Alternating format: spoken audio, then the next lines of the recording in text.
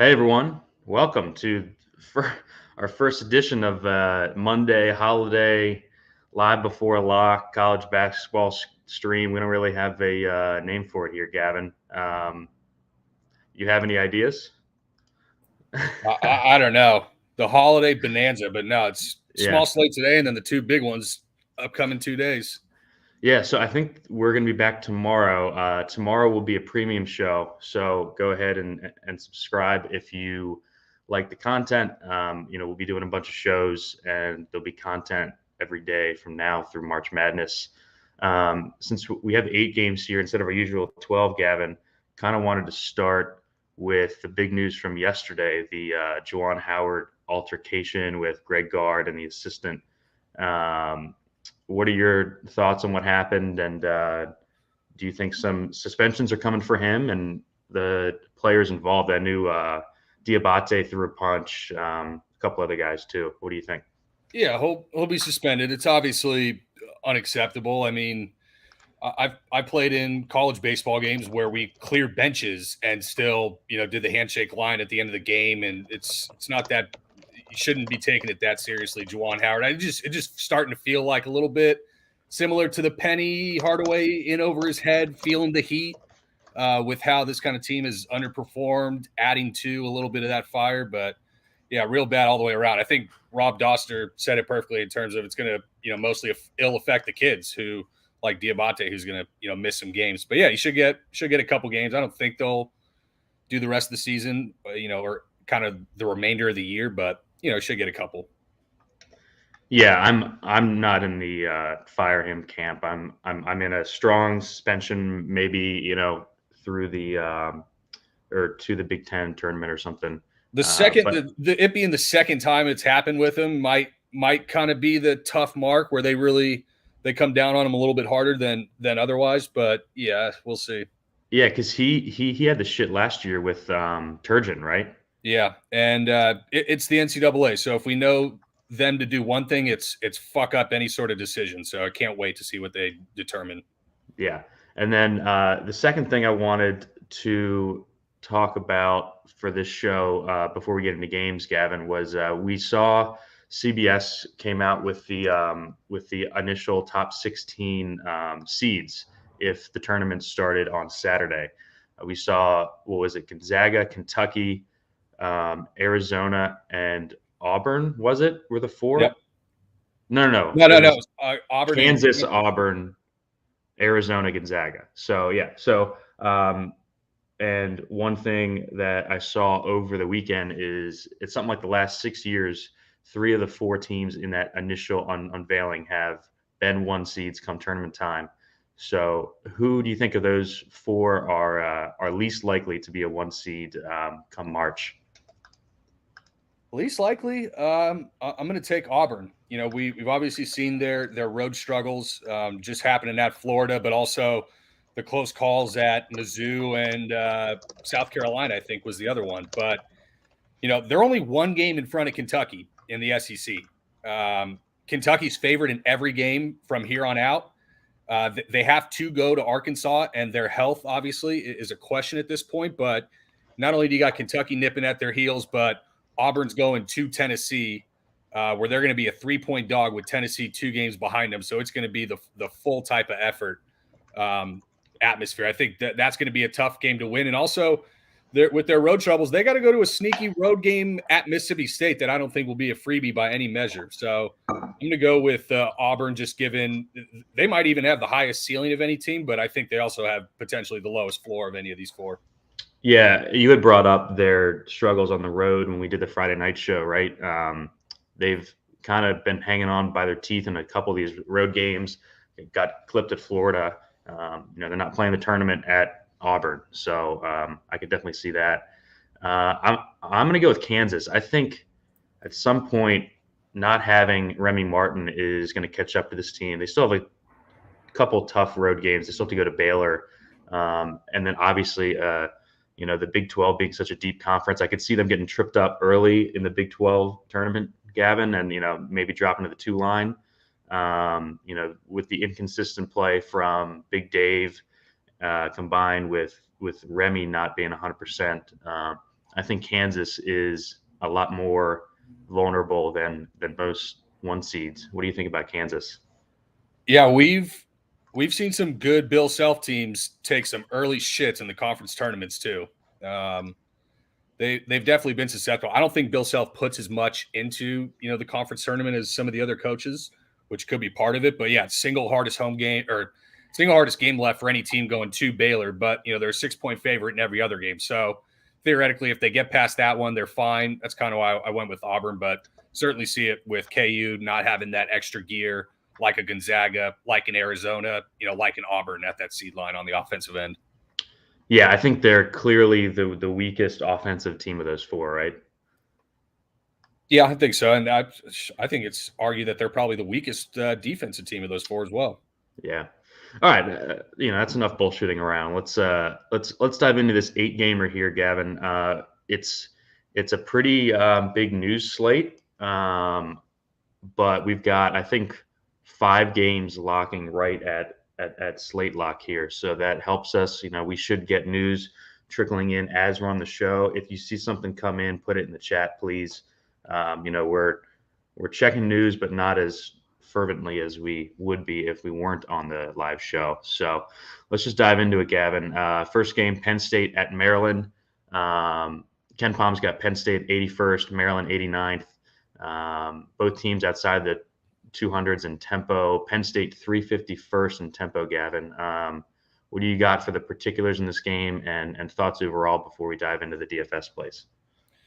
Yeah, lowest total on the slate, 128.5. Maryland laying 2.5, 3, depending on where you look.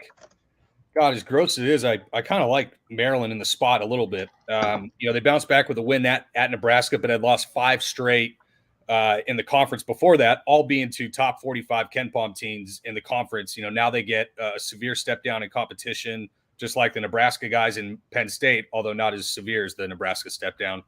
Penn State off the 2 home wins, Sparty and Minnesota, both, good wins. They had lost their last 5 road games before that. In fact, Penn State, 1 road win on the entire season at Northwestern, January 5th.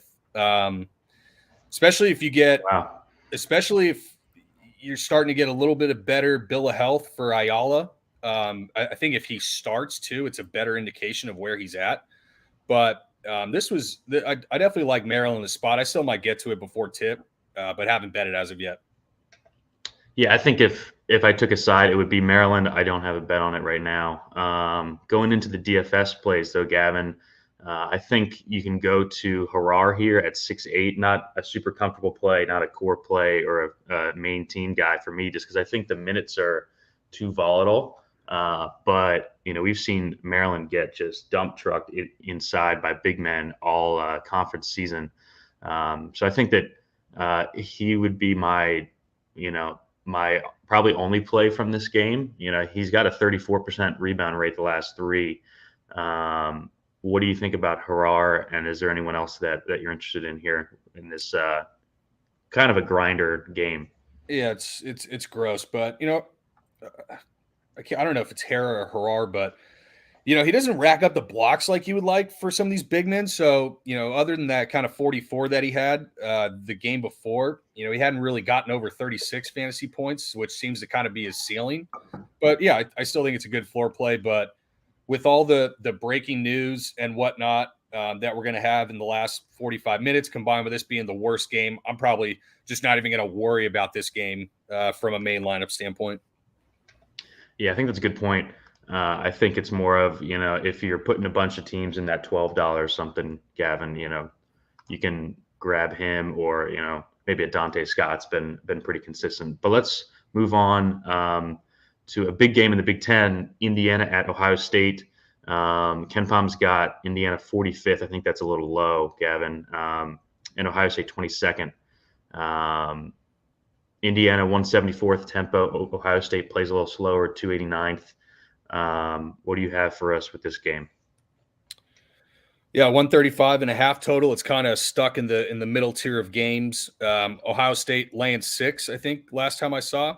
Ohio State one of the better team totals, but not a great one. Off that disappointing Iowa showing at home. Also have a road game out of Illinois coming up next. But, after that Iowa game, I don't think you get much look ahead concern. And I think Ohio State understands that, Indiana's in a pretty desperate spot. You hear the narrative just with being backs against the wall for their tourney hopes. They do get Maryland Mini and home Rutgers their next 3 games. So they're looking pretty good for that. And if they can win this, then I think they're probably pretty safely in, kind of regardless of tournament, conference tournament performance. But yeah, both teams in the top 8 for frequency and post-ups. So it's kind of strength on strength in that case. But yeah, Indiana 313th away from home Haslam metric and 336th in momentum. I wanted to bet Ohio State, but kind of line came out a little bit higher than I was hoping for, especially with the effort I think we're going to get from Indiana. Yeah, kind of a weird spot in the schedule for Indiana, right? Like they've lost 4 in a row.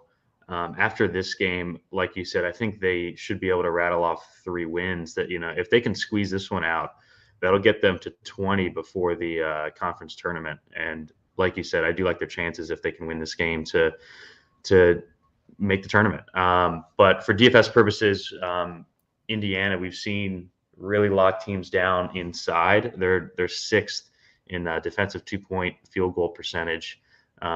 Moving over to the DFS side of things, they have played a little faster too recently. 71 and 72 possessions the last 2 games.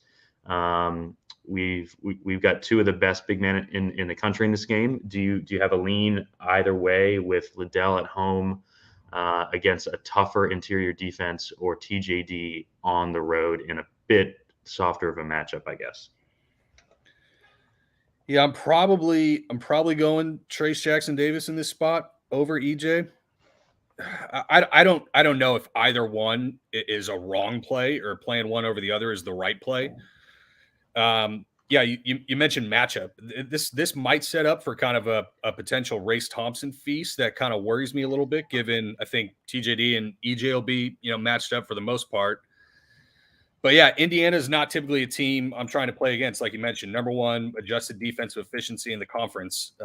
So yeah, comes down to it. I'll probably just take the 500 savings to TJD in this point, but don't hate anybody who wants to play EJ. I think probably at lower ownership, right? You imagine? Yeah, EJ does project well. He'll probably be 30-ish%, I would say here. I think more people will play Baycott, but I think EJ comes in higher owned than TJD here. Really? I prefer TJD, I think.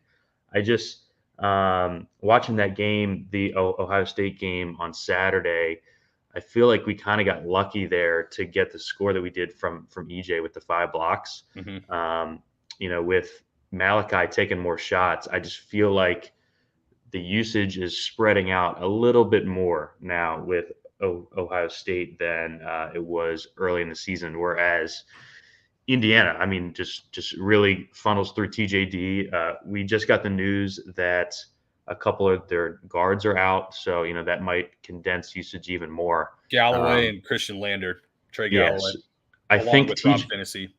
Yeah, so I think TJD just has more paths to having like a monster usage game than Liddell here. What do you think about that? Yeah, I agree. Frankly, I didn't really factor in, the 3 guys being out, but I think it is a good point. If it gives them a couple extra shots, and look, we've seen old Xavier Johnson go real sideways in these big get up emotional spots, on the road, whether it's to fouls or bad shot selection. And if he goes, then the entire offense has got to go through the 2 bigs. So yeah, I think it only helps them. It's a good point. Yeah. Outside of those 2, do you like anyone else in this game? Maybe another Indiana guard with the news, or do we go back to Zed Key, Kyle Young, like we did on Saturday? I think those 2 are basically splitting the 40 minutes right down the middle. We've seen them basically sub in and out for each other and not for anyone else. So I think that kind of caps their upside as the prices tick up a bit. Yeah, you saw Young play a little more in the last game, where they were kind of running a more switchable, versatile defensive set along with a more 5-out look than Zed. But with Race and TJD here, God, if Zed doesn't get 20 plus minutes in this spot, like I don't know how, because Race Thompson will eat up Kyle Young. But I kind of like Malachi Branham. You know, the guy's still a stud, and she's shooting a bunch now.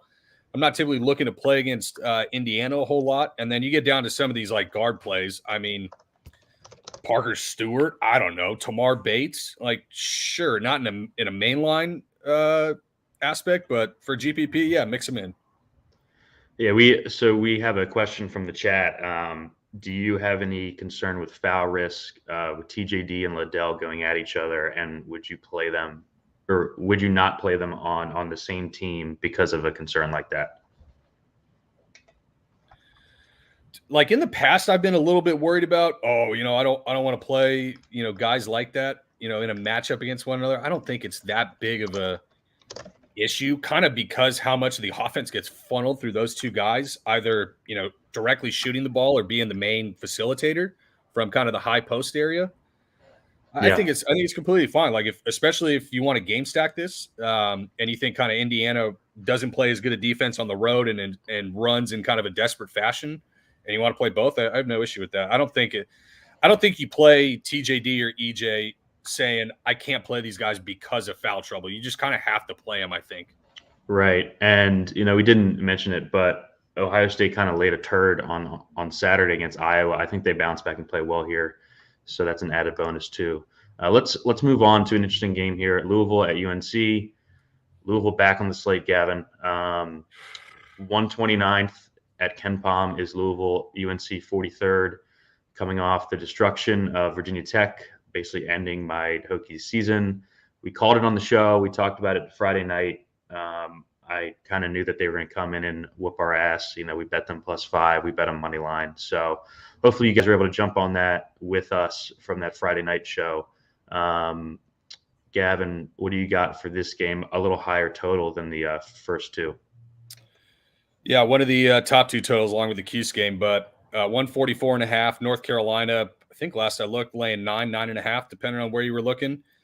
Yeah, that was North Carolina's first road cover since January 2nd against Boston College, when they dismantled 91-65, and everyone said, "Oh, maybe this Carolina team can play defense." But so congrats on that mortal lock.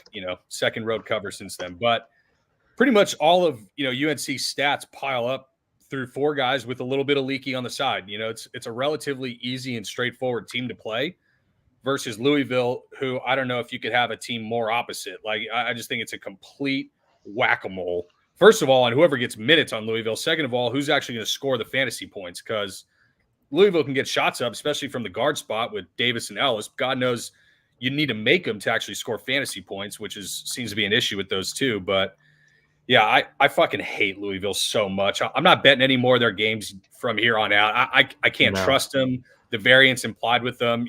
Matt Cross played 39 minutes last time against UNC, and now he's the one in the doghouse. So who knows?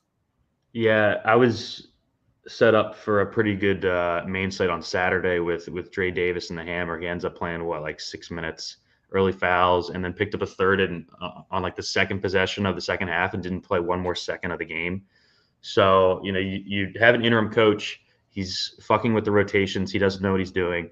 I think you could play Malik Williams here if he starts. I think he would be the only look from Louisville. I've kind of softened on him as the day has gone, Gavin, and we've gotten some news that might help us go towards our preferred kind of stars and scrubs build. Besides him, I'll let you talk about the UNC plays, because I think we have 3 guys that are squarely in play here. Yeah, I think Baycott, surprisingly enough, for about the 14th show in a row, is core, believe it or not. You guys are just an absolute machine. Caleb Love in this spot as well, I think is probably I'd probably go Love over Manic myself, especially because I'm probably locking, Baycott across 100 or across 150. But Caleb Love, 1-6 last time they played at Louisville from 3. He still went for 16, 5, 6 with 2 steals. He got to the line 10 times, went 9 of 10 there. I think he's got great floor here. We've also seen UNC in some of these spots, like at home against these dog meat teams, just blow the doors off them. Like when they scored 100 against NC State. I think they put up what, 85 plus here probably? They're at 77. Louisville will push it a little bit, and Baycott should have pretty free reign down low to clean up any mistakes. Yeah, I think the 77 is probably fine. I don't want to bet their team total over, but I think that they certainly have upside like to 90 points, I think for sure. Both these teams played over 1 point per possession last game. So, yeah, I love Baycott here. And then I think that you can pick off a second piece from UNC, especially for tournaments, just because they've condensed that rotation a ton. Like you talked about, Love has played 38 and 39 minutes their last two games. Manic has played 35 plus in basically every game since Garcia left the team. So I think both of those are solid options. Anything else in this game before we move on? No, you play the trust me, like I'm not feeling good about Malik Williams, and if ownership is coming in on him, I'll definitely be running away. Just because I'm not gonna lean into any chalk on the Louisville side when the floor of these guys is 9 minutes in the doghouse, like for who knows what reason. Yeah, I mean, how many times can you touch the stove with this Louisville team? Seriously. When it seems like they've got it figured out, and every single time he just fucks you. So, I probably won't be playing Malik here, but I do get to play. Let's move on to another ACC game. Florida State at BC. Two teams kind of going backwards. Florida State down to 100th at Ken Palm, Gavin. They were top 40 before the injuries. Boston College 153rd. Florida State 151st in tempo. BC a little slower, 266. I think there are a bunch of DFS options in this game, though, despite two bad teams. What do you think overall about the game? Oh, this is nasty, but yeah, 136 total. So it's again in that middle tier. Florida State -1 at BC. Some genius on the conference preview show, was down on Florida State. I can't remember who that was, but they might have luck boxed into some injuries that a little bit. Florida State lost 7 of their last 8 with a 1-point win versus shorthanded Syracuse, and it looks like they're going to get Raekwon Evans back. BC off to 5 straight losses, and who's playing and who's not playing is all over the place. Another of a little bit of a whack-a-mole team, but I don't think has the type of coach attitude where he'll just play a guy 9 minutes for no reason. So that being said, BC's last 2 wins were at home against Pitt and that awful Va Tech team. Florida State's defense, like we said, has been so bad, dude. I mean, 321st in effective field goal percentage and over 1.1 possessions per game on the defensive end. I think this game has kind of sneaky over potential, even though, Boston College kind of grinds you down a little bit. Yeah. And especially if this DeMar Langford toe injury is sounding, potentially as bad as it could be, this might be a really sneaky GPP game stack for a couple, pretty cheap, I think, for a game that I think I might even bet over in this, as disgusting as it might be. Yeah, I mean, we've seen BC in this losing streak kind of get pulled into higher pace games, right? Their last 4 games, 70, 66, 78, and 71 possessions. So I can definitely see that. The big news here, obviously, the Florida State injuries. I think Evans goes here. Without Evans, if Evans misses, then John Worley will start at point guard at 4-2. We had him in our Saturday I think it was the afternoon slate. It might be the night slate, but we had him in our core. He was like 12% owned and went for 35. Looked awesome against Duke. So yeah, if Evans is out, I think Worley is an auto play. Do you have any interest in anyone besides Worley on Florida State? Let's assume Caleb Mills out, Evans in. Evans in, huh? So yeah, so like Fletcher or Cleveland or Butler. Do you have any interest in those guys? I'm probably still off Cleveland regardless. I don't know. And Fletcher's up there too with Price. If Evans is out or in, I'm probably out on Fletcher. I still probably can get to Butler. But flip a coin, Butler, Nom, who fouls early, who gets the rebounds, who gets the blocks. I think both of them could be mixed in a GPP environment, but are mainline worthy. We have a question from the chat. Matthew Gajewski asks, should we play Wyatt Wilkes here? Wyatt Wilkes, huh? Yeah, no, Gajewski, we're Is not this, playing. Are we trying to get the highest chemistry test scores, or are we trying to get a lot of fantasy average? points? I don't know. Average GPA. Yeah, no. All right, I so thought about it when Evans was both out, or when Evans and Mills were both out. Yeah. All right. So quickly on the BC side, we've seen Zachary, the freshman's price kind of pop up a bit. I don't really like him at 6K. Would probably rather play Fletcher there. Ashton Langford at 6'6". I just never end up on him. I don't think he has a great ceiling. Post came back, played 24 minutes, I think. I think if Bickerstaff misses, you could definitely use Post in GPPs. His rates are really good. Should play about 25 minutes here. And then the guy I have a lot of interest in, Brevin Galloway, has played 32 plus minutes in 2 straight with Bickerstaff out. Bickerstaff still questionable. I think he's on the doubtful side here, Gavin. Galloway's got basically a 20% shot rate without Bickerstaff in there and has been starting. Do you have any interest in Galloway or anyone else on BC here? Yeah, I'm probably going to play him on my main line, regardless if Bickerstaff comes back. I don't know if it affects him too much. I'm trying to find some DeMar Langford news, because if we get a good build, I guess that he's struggling with that toe. Galloway's 8 of 18 in his last 2 games, 4 of 18 from 3. Both were on the road. Now he's coming back home. I really like this spot for him. But I don't know if I want to call him core, because there is, I think, some floor worry potential. But I also think he has some great upside with the rates and if he's hitting some threes for sure. Yep. All right. We have to speed up a little bit here, Gavin. So let's move on. Georgia Tech at Syracuse. Georgia Tech 163rd at KenPom. Syracuse 71st. Both teams right around 100th in tempo. So this is going to be a good pace game here. We've got some studs in this game. We've got a condensed rotation on Syracuse. We've got Davon Smith is out for Georgia Tech. What do you like here? Start with the game and then talk through the Georgia Tech pieces. Yeah, best total on the slate. Best team total was Syracuse, 146 total. Syracuse laying 8.5. So we definitely got to look here. I mean, I think it definitely starts at the budget big men first and foremost. Anselm and Rodney Howard, I think, are both fine.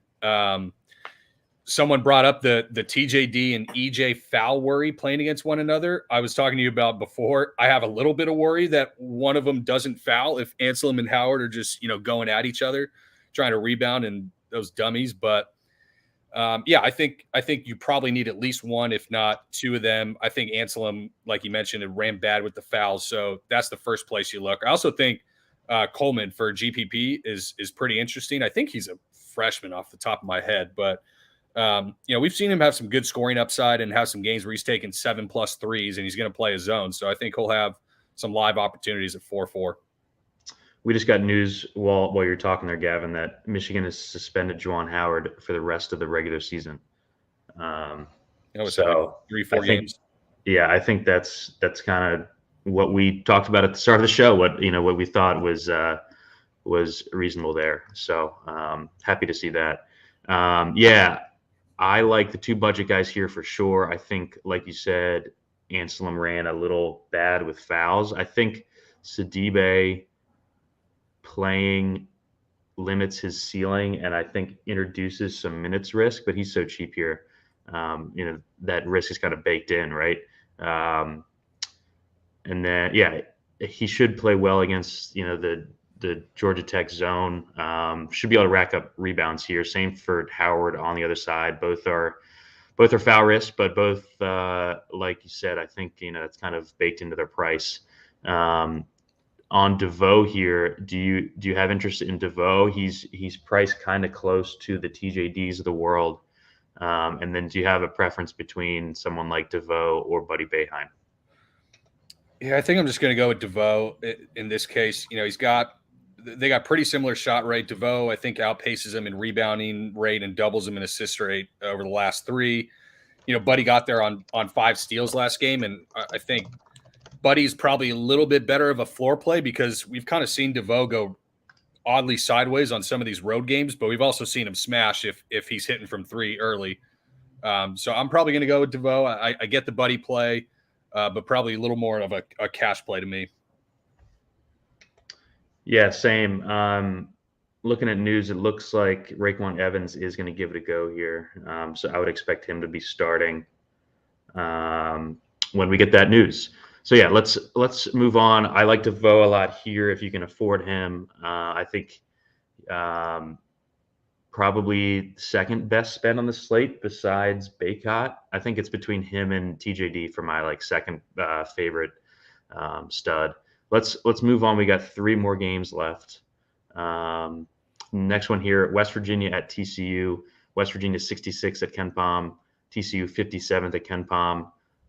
West Virginia 150 tempo. TCU around 250. This game not as much of a banger as the ACC tilts. We got Eddie Lampkin is questionable here, the big man for TCU. I think he's on the doubtful side. What do you got for us with this game here, Gavin?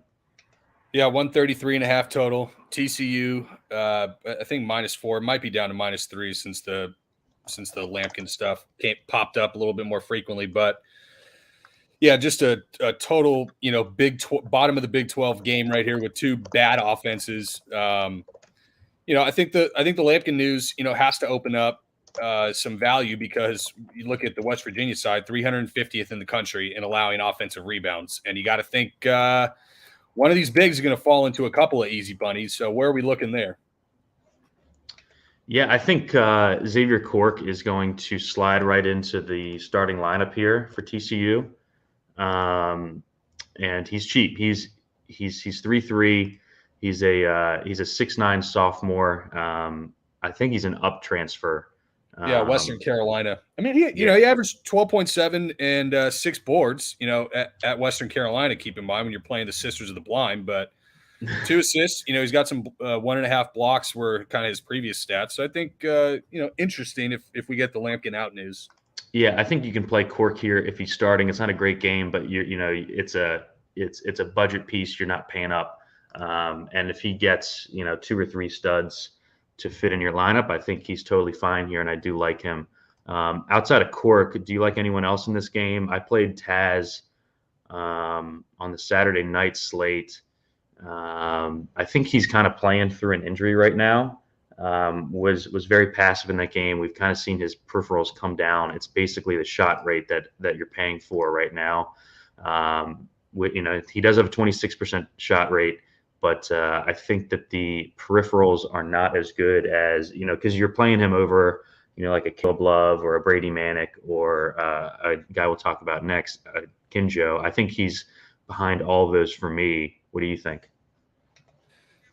I tend to agree. I think I'd probably play Mike Miles over him in this game, frankly. Like with Miles getting healthier, he had that wrist injury. He's still wearing kind of a heavy tape deal on his wrist, but we've seen pretty good shot volume from him. And if they're not getting as many easy bunnies with Lampkin, he's going to have to be more involved. So I kind of like Mike Miles for GPPs as well.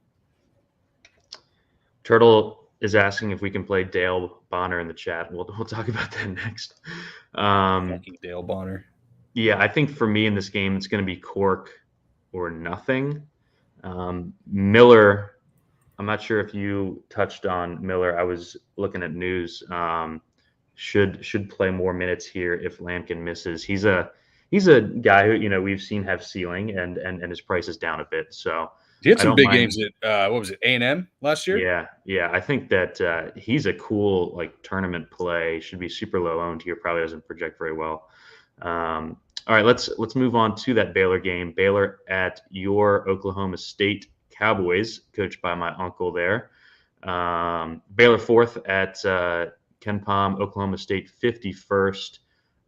Both teams just over 100 in tempo.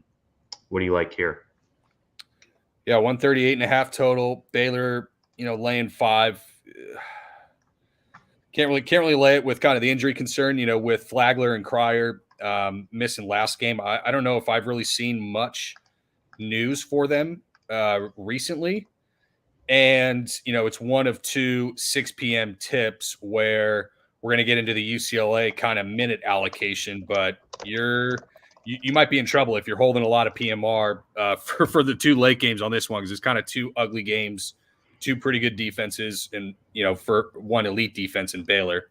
But yeah, Dale Bonner. Do we got to get into this mutt? How many hundreds of dollars that his 4 random steals that fall into his lap cost me? He takes 2 shots in his last, or I guess he takes 1 shot in 37 minutes, and gets there on 5 free throws and 4 steals. Just whatever. I hope that Flagler is in so that Bonner is completely dead. Yeah, me too. Frankly, even if Cryer's in, man, I don't know if Bonner's completely dead, because I don't know where Bonner's health is at, or where Cryer's health is at. I still don't think Cryer can come in and play 25 plus minutes, with I think it's his ankle for him. But yeah, we saw him come back. He played that one game and then missed again. So, maybe they tried to rush him back too soon. I think that they might kind of take their time with this. They're in a good spot moving forward. I think they were the 5th overall seed, Gavin, in that reveal. So I think that they should take their time with those guys. Let's say that they're both out here. Let's use that assumption. Who do you like in DFS on Baylor? Are you going to Akinjo coming off the floor shooting performance on Saturday? Killed a lot of lineups. Yeah, it's going to be tough for Akinjo. With, I think Oak State is 9th in pick and roll defensive point per possession, so he won't get kind of the easy ball screen looks. But yeah, if both those guys are out, that's kind of the first place I have to look. Just with, I think, the floor that he provides you, really hard for him to see him go wrong in this spot if both those guys miss. I think Matt Mayer is fine if both those guys miss as well. Especially being guard eligible. How much I love that. I think Flo Thamba is still fine. At 5'8", he probably lacks some of the ceiling. Being 800 more than he was last slate, but yeah, most of these guys on Baylor are in play if those 2 guys miss. Sohan kind of being the one with the monster upside, I feel like. Yeah, I love Sohan here. We talked about it on the Friday night show. His upside, especially with the injury to JTT. I would love to see him kind of push for more than 30 minutes. It seems like he's kind of going to be held right around 30, but the price is still good enough that I really like Sohan, especially in tournaments today. Kind of a great like last man in type of play, I think. I think, like you said, Mayer is good. I really like Akinjo here. I think I would play Mayer over Thamba. The guy that I like the least is Kendall Brown. I would try to get to Sohan. I just think he has more upside. Brown just isn't showing like an itch to score. He's just kind of out there. Even though I think he does have promise as a prospect. Anything else on this game? And then anyone on the Oak State side you want? Avery Anderson has played 30 minutes in a couple straight games with 25% shot rate, but his price is up about $1,500 since last week. Yeah, I'm more fine with Kendall Brown than you are. He's kind of the one that always goes under the radar for ownership, and he's taking 11 plus shots in 3 of the last 5 games. So if both those guys miss, I still think he's pretty interesting. But when you get to the Oak State side, I heard some rumors that Musa Cisse got a little bit banged up at the end of last game. I haven't seen much to confirm it, but it's out there. So if you see a random Cisse's out, kind of like what we might see with Freddie Lampkin, I wouldn't be completely surprised. But I just don't like ever playing Oak State in DFS. It's just one of those whack-a-mole teams. I don't know who the hell is going to get the production, who's going to get the shots, who's actually going to make the shots or the minutes. Yeah, I think Oak State is more of a team that I'll play on, like a 3 or 4 game slate than an 8 game slate where we have some good situations to target. It's a tough game for them too. They're not eligible for the postseason. they have a tough schedule down the stretch. They got Baylor, at OU, at Iowa State, and Texas Tech. We could kind of see them kind of fold up shop here late. Let's go to the last game real quick.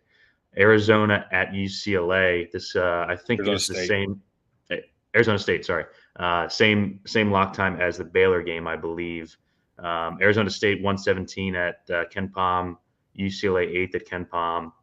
UCLA is kind of in a weird stretch. You know, we're talking about it before we went live because of their COVID pause right at the start of conference play. They're playing 6 games in 12 days here, and we've seen Cronin come out and say that he is going to limit minutes.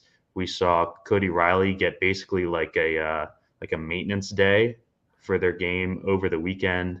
What do you got overall on this game? I think there's some risk with using UCLA guys here, even though we've seen Jalen Clark just have 2 awesome games in a row.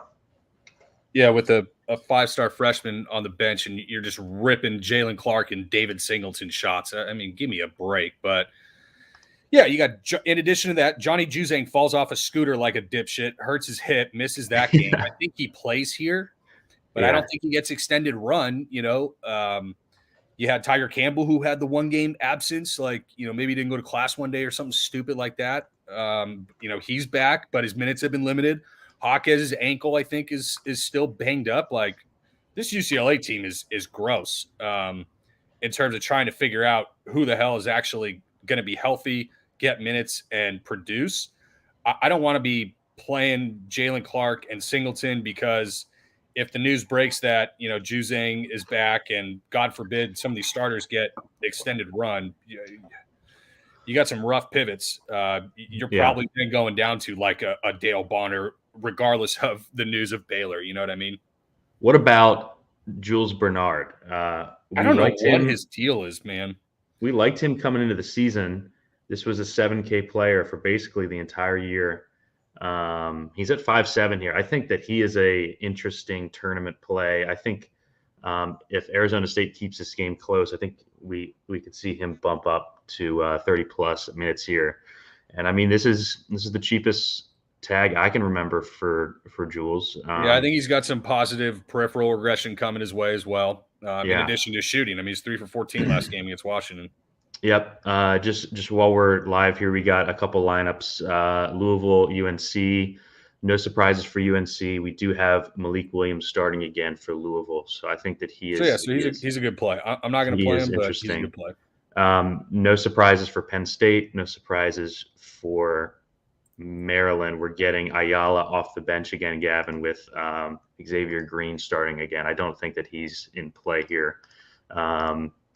And we've got Florida State and BC lineups. BC, no surprises. It looks like Bickerstaff is out here. We got Galloway starting and Quentin Post starting. So I think those are two good plays there.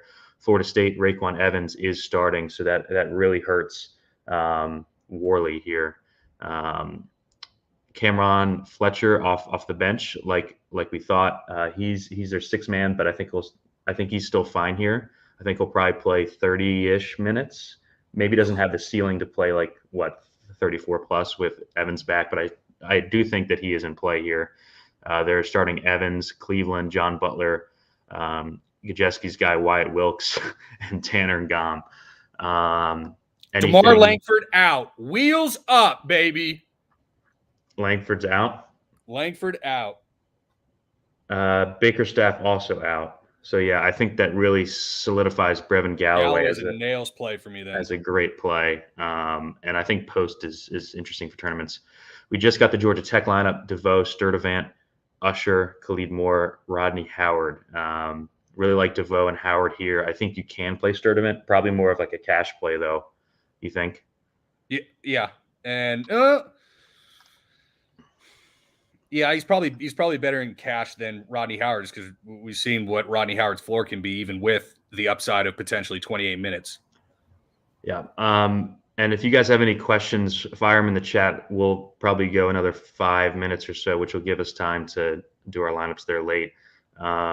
We do have a question here, Gavin, for you. Is Jalen Clark fine for GPPs today? as a last piece, like a last man in. I would say yes. I think he's fine because I think that he's earned a role regardless. I just wouldn't expect 30 plus minutes if you get Juzang back. Yeah, I guess he's all right for GPP.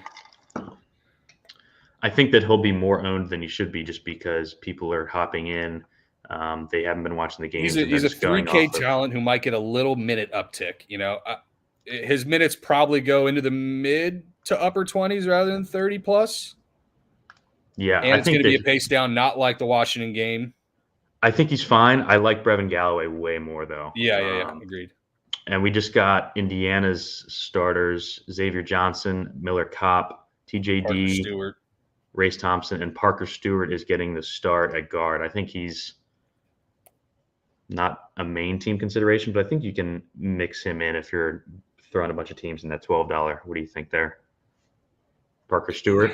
Yeah, ideally I want, if I'm paying $4K, I want a guy who at least has upside for 20 plus, and I think he has one 20 plus fantasy performance on the season. It was the 3 overtime game at Q's, like back in November.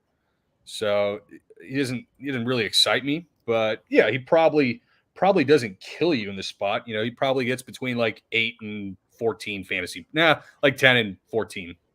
Yeah.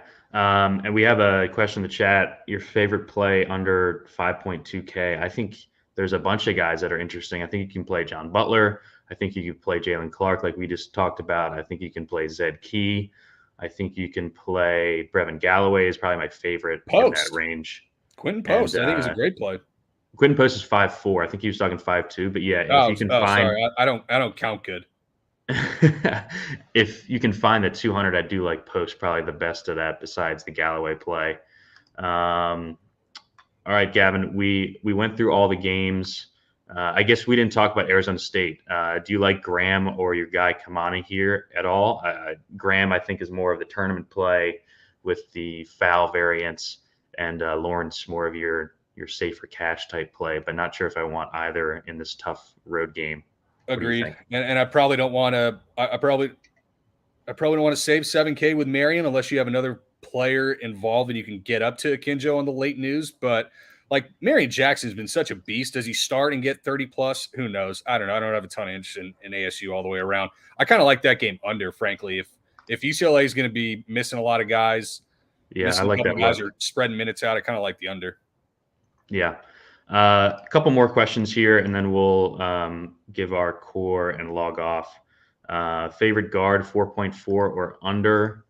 I think you can play. I think Worley is still okay here. Like, he would have been a smash if he was starting. I still think he probably sees 20, 25 minutes here. I think he's fine. You can Micah Peavy. I like Dallin Coleman though, under 5'4" or 4'5". And then we got Worley and Taz or Matt Mayer and Malik. Do you have a side there? I think it's Taz or Matt Mayer and Malik. I think it's 2 for me because I think you get so. Yeah, I'm just sketched out with the Worley. Yeah, I think you get upside from both pieces with the second one there. All right, let's do our favorite spend and favorite value guy. I'll go first. I think my favorite spend is Baycott here. I've played him every single slate since the Dawson Garcia news. I think he's live for 50 plus on any given slate, and he's got a good matchup here. So I'll go with him for my favorite spend. I'm going to take your Brevin Galloway and use him as my favorite under 5K guy. I think with the that's BC horrible. News, that's horrible decorum as a host to your guest. Just letting you know. I go first and I take your guy. Yeah, I had imagine. to. I think with the news combined with the fact that we both like this game to be paced up a little bit more than the season-long data might say on BC makes Galloway a really good play here. What do you think for your favorite spend, and then let's say favorite guy under 5K that's not Brevin Galloway? I guess I'm going to go with Akinjo at 7.5. I think even with the floor of Flagler and I don't think Cryer plays, but even if one of those guys comes back, I think he's fine. I think he's incredibly safe. I think there's pretty good upside in a game that potentially can get up and down. He's got some steal upside for an Oak State team that's, I think, outside the top 300 in turnover percentage. So maybe he gets those Dale Bonner steals that fell into his lap last time. I like a kid on this spot. And then I'm putting on all 3 condoms and playing Xavier Cork, baby. Let's do it. Yeah, hopefully he starts here. I think PV is fine too. I think PV will get a couple extra minutes here.